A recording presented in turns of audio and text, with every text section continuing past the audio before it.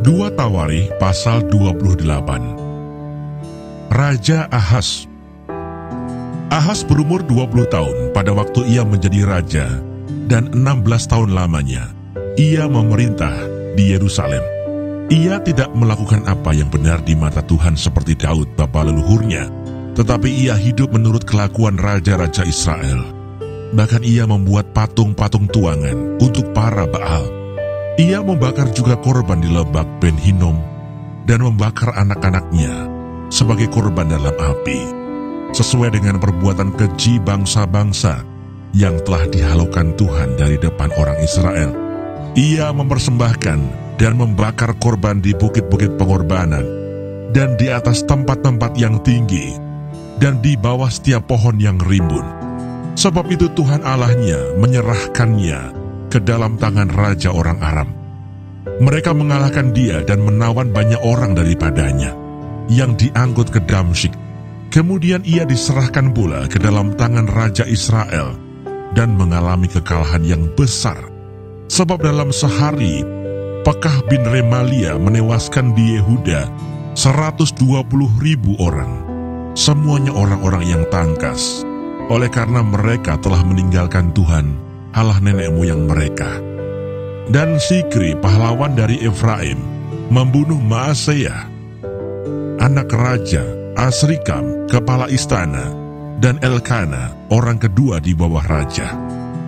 Orang Israel menawan dari saudara-saudaranya 200.000 orang, yakni perempuan-perempuan serta anak-anak lelaki dan anak-anak perempuan. Mereka merampas juga banyak harta milik daripada orang-orang itu dan membawa rampasan itu ke Samaria. Tetapi di sana ada seorang nabi Tuhan yang bernama Oded.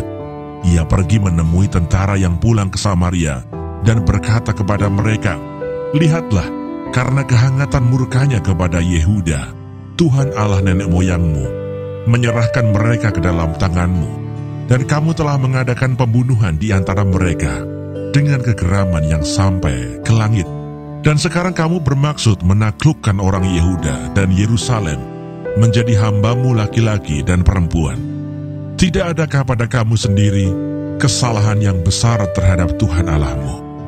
Maka sekarang dengarkanlah kataku ini.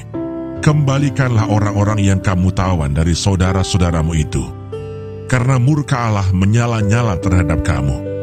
Lalu bangkitlah beberapa pemimpin Bani Efraim, yakni Asaria bin Yohanan, Berekia bin Mesilemot, Yehizkia bin Salum, dan Amasa bin Hadlai menghadapi orang-orang yang pulang dari perang, dan berkata kepada mereka, "Jangan bawa tawanan-tawanan itu kemari, sebab maksudmu itu menjadikan kita bersalah terhadap Tuhan dan menambah dosa dan kesalahan kita.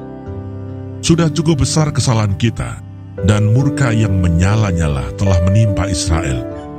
Lalu orang-orang yang bersenjata itu meninggalkan tawanan dan barang-barang rampasannya di muka para pemimpin dan seluruh jemaah. Dan orang-orang yang ditunjuk dengan disebut namanya bangkit, lalu menjemput para tawanan itu. Semua orang yang telanjang mereka berikan pakaian dari rampasan itu. Orang-orang itu diberi pakaian, kasut, makanan, dan minuman. Mereka diurapi dengan minyak, dan semua yang terlalu payah untuk berjalan diangkut dengan keledai dan dibawa ke Yeriko, kota pohon kurma, dekat saudara-saudara mereka. Sesudah itu orang Israel itu pulang ke Samaria. Pada waktu itu Raja Ahaz menyuruh utusan kepada Raja negeri Asyur untuk memohon bantuan, karena orang Edom telah datang pula dan mengalahkan Yehuda, serta mengangkut tawanan-tawanan. Orang-orang Filistin juga telah menyerbu kota-kota di daerah bukit dan di tanah Negeb, Yehuda. Mereka pun merebut Bet-Semes, Ayalon, Gederot, Soko dengan segala anak kotanya, Timna dengan segala anak kotanya, Gomso dengan segala anak kotanya, dan menetap di kota-kota itu. Demikianlah Tuhan merendahkan Yehuda oleh karena Ahaz, raja Israel itu, membiarkan kebiadaban berlaku di Yehuda dan berubah setia kepada Tuhan. Maka datanglah Tilgat-Pilneser, raja negeri Asyur kepadanya, hanya bukan membantu dia, melainkan menyesakkannya. Walaupun Ahaz merampas barang-barang dari rumah Tuhan, dari rumah raja, dan dari rumah-rumah para pemimpin, dan menyerahkan semua itu kepada raja negeri Asyur, namun perbuatannya itu tidak menguntungkan dia. Dalam keadaan terdesak itu, Raja Ahaz ini malah semakin berubah setia terhadap Tuhan. Ia mempersembahkan korban kepada para allah orang Damsyik yang telah mengalahkan dia. Pikirnya, yang membantu raja-raja orang Aram adalah para allah mereka. Kepada merekalah aku akan mempersembahkan korban, supaya mereka membantu aku juga. Tetapi allah-allah itulah yang menjadi sebab keruntuhan bagi dia, dan bersama-sama dengan dia bagi seluruh Israel. Ahaz mengumpulkan perkakas-perkakas rumah Allah dan menghancurkannya.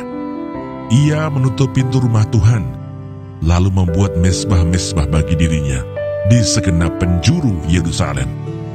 Di tiap-tiap kota di Yehuda, ia membuat bukit-bukit pengorbanan untuk membakar korban bagi allah lain. Dengan demikian ia menyakiti hati Tuhan, Allah nenek moyangnya. Selebihnya, dari riwayatnya dan seluruh tingkah langkahnya, dari awal sampai akhir, sesungguhnya semuanya itu tertulis dalam kitab Raja-Raja Yehuda dan Israel. Kemudian Ahaz mendapat perhentian bersama-sama dengan nenek moyangnya dan dikuburkan di dalam kota di Yerusalem. Tetapi ia tidak dibawa ke pekuburan raja-raja Israel, maka Hizkia anaknya menjadi raja menggantikan dia.